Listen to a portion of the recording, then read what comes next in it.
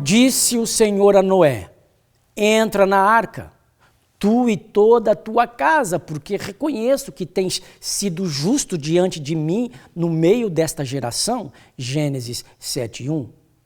Noé recebeu a ordem de construir uma arca para a própria salvação e da sua casa.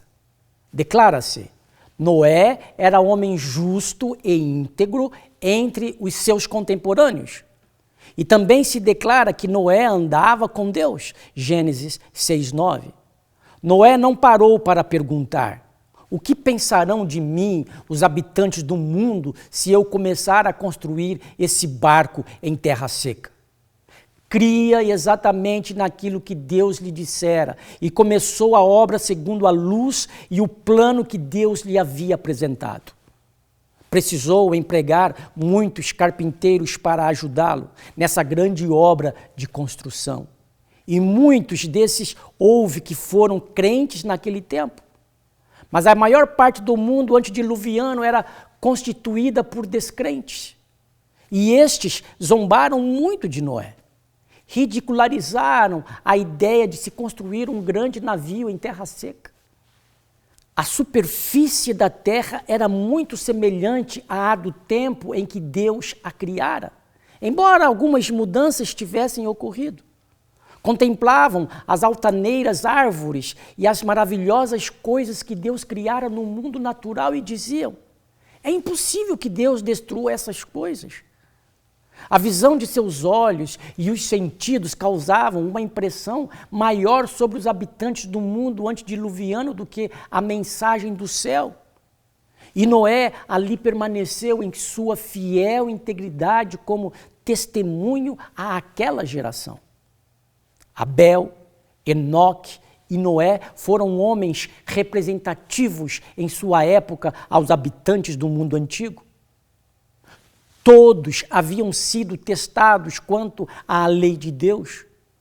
Obedeceriam a Deus, fariam exatamente o que ele lhes ordenara ou desobedeceriam e veriam os resultados. Se Noé tivesse sido como muitos em nossos dias que dizem: creia, creia, tudo que você precisa fazer é crer, então ele não teria condenado o mundo. Mas Noé tinha fé genuína, a fé que opera. Pela fé e pelas obras, testificou aos habitantes do mundo de seu tempo que cria em Deus.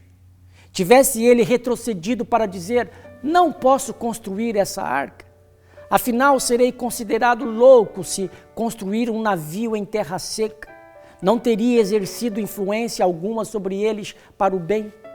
Mas ele creu exatamente naquilo que Deus havia dito e o executou por suas obras.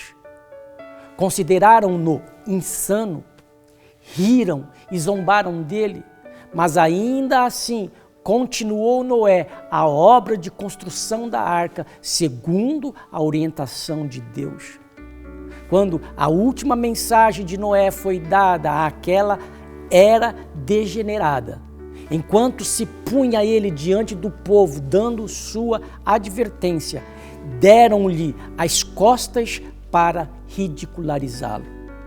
Tinham ouvido as orações de Noé, as quais dia após dia ascendiam em seu favor, e com o coração que deles se compadecia, apresentou-lhes a sua última mensagem. Reflita. Em zombaria, Noé construiu um navio em terra seca. Você está disposto a obedecer a Deus mesmo em meio à zombaria?